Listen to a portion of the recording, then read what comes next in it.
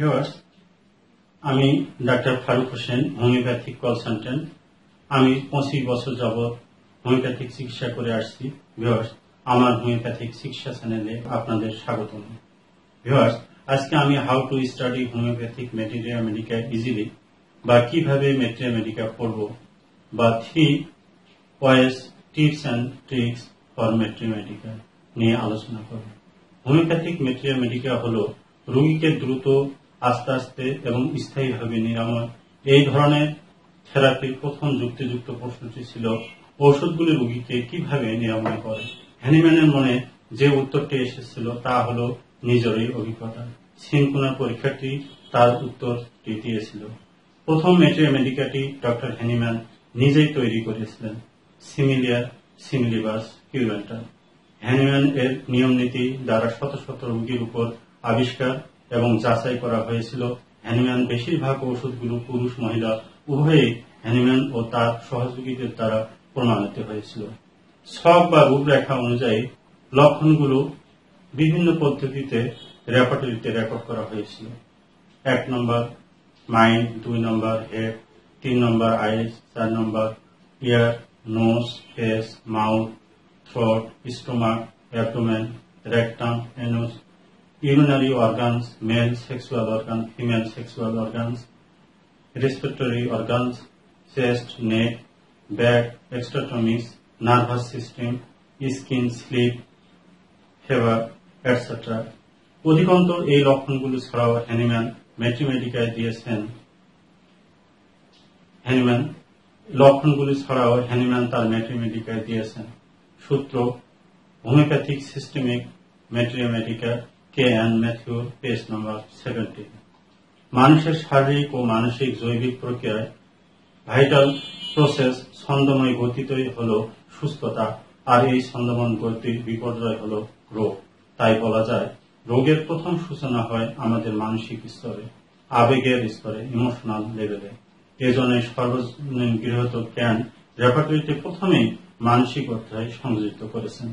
যখন অধিকাংশ ডাক্তার মানসিক লক্ষণ ব্যবহার অনিশ্চিতগ্রস্ত নিশ্চিত ছিলেন না, তখন ডাক্তার এম.এল. সেগাল এই ঝুঁকিটি নেওয়ার সাহস দেখিয়েছিলেন।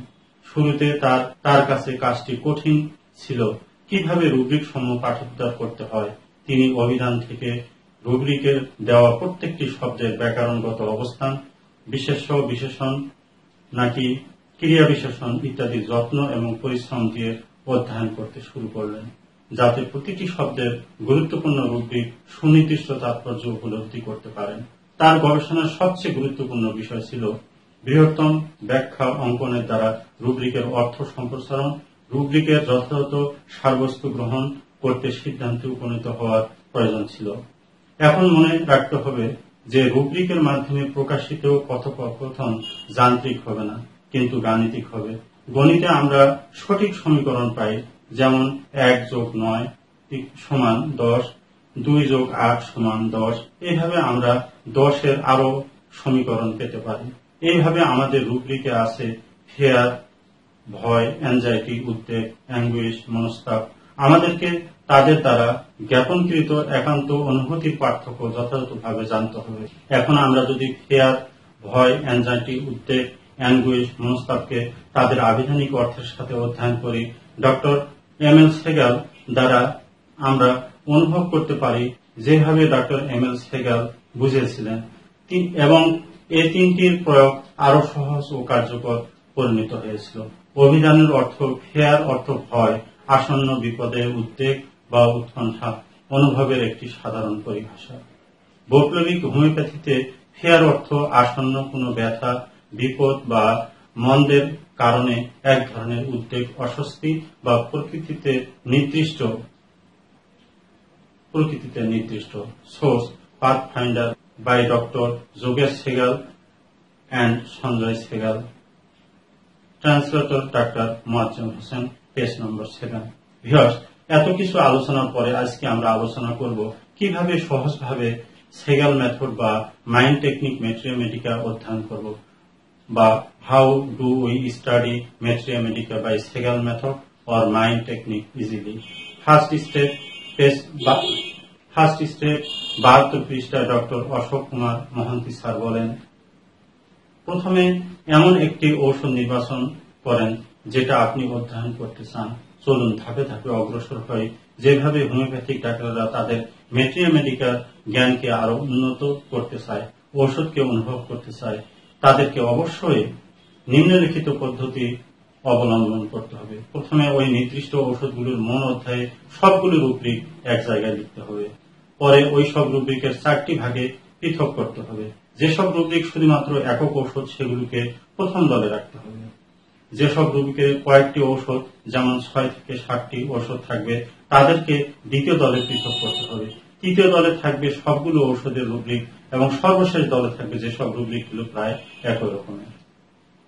যেমন ইংরেজিতে তা হল singular remedy rubric, few remedies rubric, all remedies rubric, familiar rubric. এরপর ওই সব রুব্রিকগুলো এমন পক্ষপাত শূন্যভাবে যুক্ত করতে হবে ওই ঔষধের একটি যথাযথ চিত্র পাওয়া যায়। একক ঔষধের রুব্রিকগুলোর উপর অতিরিক্ত মনোযোগ দিতে হবে, কারণ এগুলি ঔষধের পথ প্রদর্শক। আমরা এখন উদাহরণ সহ আলোচনা করব যাতে করে আপনাদের পরিষ্কারভাবে বুঝতে পারেন কিভাবে একটি ঔষধকে অধ্যয়ন করতে হয়। আলোচিত পদ্ধতি অবলম্বনে তার আলোকে আজকে আমরা রাস্টক্স ঔষধকে ব্যবহারিকভাবে অধ্যয়ন করব। 1 নম্বর, এই ঔষধের সবগুলো একক রুব্রিক এক জায়গায় লিখি, কারণ এইগুলো হলো ঔষধের পথ প্রদর্শক। এগুলো ছাড়া ঔষধের অস্তিত্ব নাই। যেমন রাস্টক্সে মোট প্রায় রুব্রিক রয়েছে 697টি এবং এর একক রুব্রিক হিসেবে 31টি রুব্রিক পাওয়া যায়। আমরা এগুলো একত্রে লিখি যাতে করে ওই রুব্রিকগুলো 3 বা 4 বার বারবার অধ্যয়ন করতে পারি।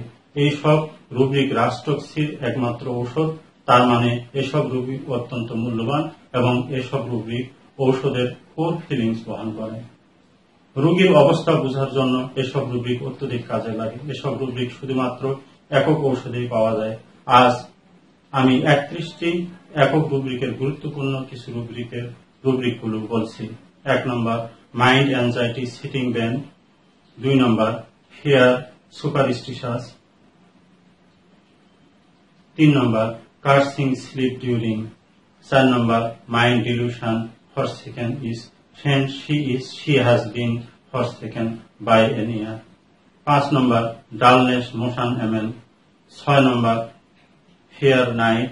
7 number, mind fear death of strength with loss of. 8 number, fear thinking sad thinking of.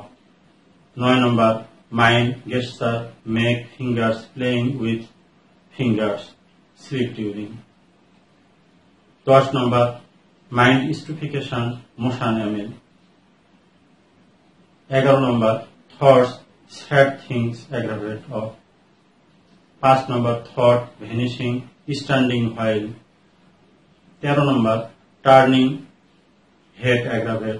14 number, mind fear death sitting aggravate bent over. Mind dilution bed force him out of the bed acid. 17 number, delusion forsaken friend. She has been forsaken by a near. 18 number, delusion fear while she had been beat friend to a near. এখন আমরা আলোচনা করব একের অধিক 6 থেকে 7টি rubric রয়েছে। এসব রুব্রিকগুলো: mind irritability treat with complaints of mind irritability pain during rheumatic, irritability treat with complaints of mind sleepiness, feverish scarlet fever, thought persistent, anxiety, fear disaster of, delusion dirty he is. Viewers, homeopathic চিকিৎসা হলো রোগীর সৃষ্ট রোগ সৃষ্টি হওয়ার পর পরিবর্তিত মানসিক অবস্থার চিকিৎসা। রোগের নয়, রোগীর চিকিৎসা। মনোযোগ সহকারে রোগীর কথা শুনুন, সাবধানে ওষুধটি বেছে নিন। আপনি যদি আমার ভিডিওটি সুন্দরভাবে অনুসরণ করেন তাহলে রোগীর মানসিক অবস্থা বা মেন্টাল স্টেট সম্পর্কে ভালোভাবে জানতে পারবেন। একটি মাত্র হোমিওপ্যাথিক ঔষধের সাহায্যে কিভাবে রোগীকে নিরাময় করতে পারবেন। ভিউয়ার্স, আমার ভিডিও দেখার জন্য ধন্যবাদ। আপনি যদি কোনো উপকার পেয়ে থাকেন তাহলে প্রতিনিয়ত আপডেট পেতে আমার হোমিওপ্যাথিক চিকিৎসা চ্যানেলটি সাবস্ক্রাইব করা না থাকলে সাবস্ক্রাইব করবেন এবং লাইক, কমেন্ট এবং শেয়ার করবেন। ধন্যবাদ।